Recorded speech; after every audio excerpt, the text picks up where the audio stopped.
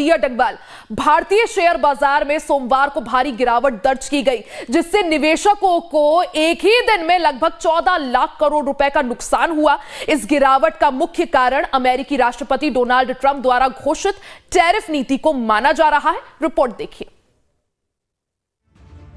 भारतीय शेयर बाजार में सोमवार को भारी गिरावट देखी गई। सेंसेक्स और निफ्टी दोनों में 5% से ज्यादा की गिरावट की वजह से दलाल स्ट्रीट के कुछ एक्सपर्ट ने ब्लैक मंडे तक कह दिया। माना जा रहा है कि इस बड़ी गिरावट के पीछे अमेरिका की टैरिफ पॉलिसी है, जिससे व्यापार युद्ध की आशंका बढ़ गई है। But the reason being that on Friday, China announced the retaliatory measure to the tariff war, which is ongoing, that they will also impose some 34, the equal amount of duty to US import. And that was the trigger for market to take a tumble. And people, the investors world over feel that in the event of tariff war, nobody wins. And it will slow down the global economy, it will slow down regional economy, it will have inflationary pressure, consumption will slump, and if the largest economy, they go through problems, the ripple effect will be felt world over. That's the reason that currently what we are witnessing is that it's because of the tariff or trade war. America ने 10 से 50% तक का tariff लगाने का ऐलान किया है, जिसने व्यापार युद्ध की आशंकाओं को जन्म दे दिया है। चीन पर लगाए गए 34% टैरिफ से मार्केट में तनाव काफी बढ़ गया है। यूरोपीय संघ और कनाडा की तरफ से प्रत्याशित जवाबी उपायों ने एक लंबे और नुकसानदेह व्यापार संघर्ष की आशंकाओं को और गहरा कर दिया है। बढ़ते व्यापार संघर्ष के कारण निवेशकों की भावनाओं में बड़ा बदलाव आ रहा है। वैश्विक मंदी की आशंका अब महंगाई के बारे में पहले की चिंताओं पर हावी हो रही है। देखिए, एज एन इकोनॉमिस्ट मेरा ये मानना है कि डोनाल्ड ट्रंप साहब ने जो टैरिफ्स लगाए हैं, रेसिप्रोकल टैरिफ, उसकी वजह से ग्लोबल इकोनॉमी में हड़कंप मचा हुआ है। टैरिफ वॉर अब लॉन्च हो गई है क्योंकि चाइना ने रिटेलिएटरी टैरिफ लगा दिए हैं। यूरोप की तरफ से उम्मीद है कि वो भी रिटेलिएटरी टैरिफ लगाएंगे, तो इससे क्या होगा, टैरिफ वॉर छिड़ जाएगी। और टैरिफ वॉर आज ग्लोबल इकोनॉमी के लिए घातक है क्योंकि ग्लोबल इकोनॉमी पहले से ही तकलीफ का, दिक्कत का शिकार है। तो ऐसे में ग्लोबल इकोनॉमी के लिए प्रॉब्लम्स बहुत बढ़ने की संभावना है। साथ ही साथ ग्लोबल इकोनॉमी जो अभी स्लो डाउन का शिकार थी, वो अब रिसेशन में जाने की क्लियर कट संभावना है।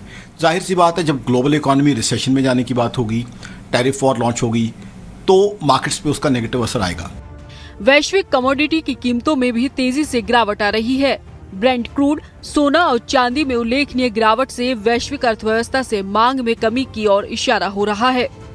घरेलू दबाव में बढ़ोतरी के साथ साथ FII की निरंतर निकासी भारतीय बाजारों में अनिश्चितता को और बढ़ा रही है। मार्केट एक्सपर्ट सावधानी पूर्वक प्रतीक्षा और निगरानी रखने की सलाह दे रहे हैं, क्योंकि बाजारों की चाल काफी हद तक राष्ट्रपति ट्रंप के अगले कदम पर निर्भर करेगी। This will impact the world supply chains. This is going to erode the world capital markets. This might also cause recession across the world. So it's high time that President Trump will have to rethink his whole strategy. How is this going to help the world, international trade and business? So the investors should not panic. I'm sure there will be a turnaround in some time when the markets bottom out. Also, they would be short covering by the investors. फिलहाल विशेषज्ञों का कहना है कि निवेशकों को आगे और ज्यादा उथल-पुथल भरे कारोबारी सत्रों के लिए तैयार रहना चाहिए, क्योंकि वैश्विक व्यापार युद्ध और मंदी की आशंका दुनिया भर के बाजारों में उथल-पुथल मचा रही है।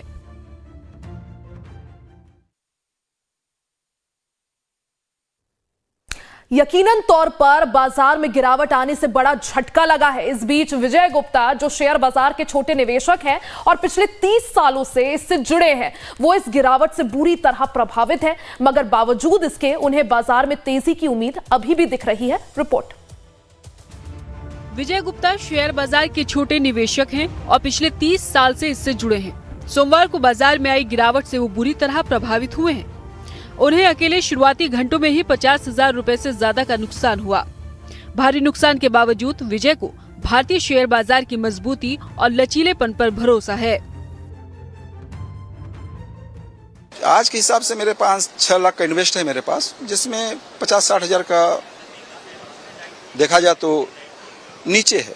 तो आपको क्या लगता है, इसकी रिकवरी हो पाएगी लॉन्ग टर्म में? इसकी रिकवरी का इसका 4 गुना हो जाएगा, 10 गुना हो जाएगा, लेकिन पोर्टफोलियो सही लेना चाहिए, अच्छे लोगों को पकड़ में रहना चाहिए, इस समय तो आपको विदेशी कंपनी छोड़ के आपको इंडियन कंपनी पकड़ना चाहिए और गवर्नमेंट कंपनी। तो इसको आप क्या शॉर्ट टर्म लॉस देखते हैं जो आज हुआ, या लॉन्ग टर्म के लिए दिक्कत देगा?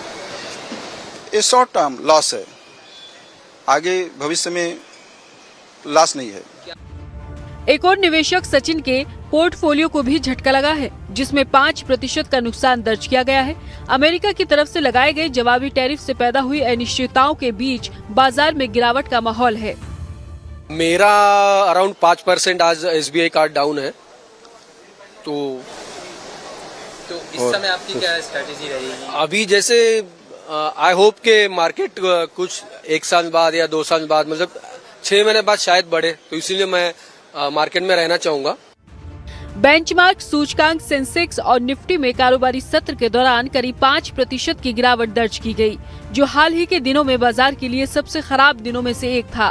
क्लोजिंग बेल तक सेंसेक्स में करीब 3% की गिरावट आ चुकी थी, जबकि निफ्टी 3.24% से ज्यादा की गिरावट के साथ बंद हुआ। पूरे बाजार में भारी गिरावट के बावजूद कुछ व्यापारी समय रहते पूर्वानुमान लगाने और रणनीतिक कदमों की बदौलत स्थिति को अपने पक्ष में मोड़ने में कामयाब रहे। ऐसे ही एक निवेशक हैं हरभजन सिंह टुटेजा, जिन्होंने बाजार में गिरावट की भविष्यवाणी की और रणनीतिक रूप से पुट ऑप्शन में निवेश किया, जिससे उन्हें उथल पुथल के बीच फायदा हुआ। I use options as a hedging mechanism. Recently, this market, what has happened recently in the market, which is the current fall due to Trump tariff, some way or the another way, in the charts it was visible, and I bought a put. So it was not a shocker. It was actually very pleasant for me. And what do you think? How long this recovery will take? I believe that it is at least going to take over a year again to hit the all-time high. BSE में सूचीबद्ध कंपनियों का कुल बाजार पूंजीकरण सोमवार को घटकर 389 लाख करोड़ रुपए रह गया, जो पिछले सत्र में 403 लाख करोड़ रुपए से ज्यादा था। इस तेज गिरावट का मतलब है कि निवेशकों को एक ही कारोबारी दिन में 14 लाख करोड़ रुपए का भारी नुकसान हुआ है। और अब बात हिमाचल प्रदेश की। हिमाचल प्रदेश के धर्मशाला में शुष्क मौसम ने चाय उत्पादकों की चिंता बढ़ा दी है। नई पत्तियां ना उगने से चाय की फसल काफी ज्यादा प्रभावित हुई है। ऐसे में सवाल ये भी है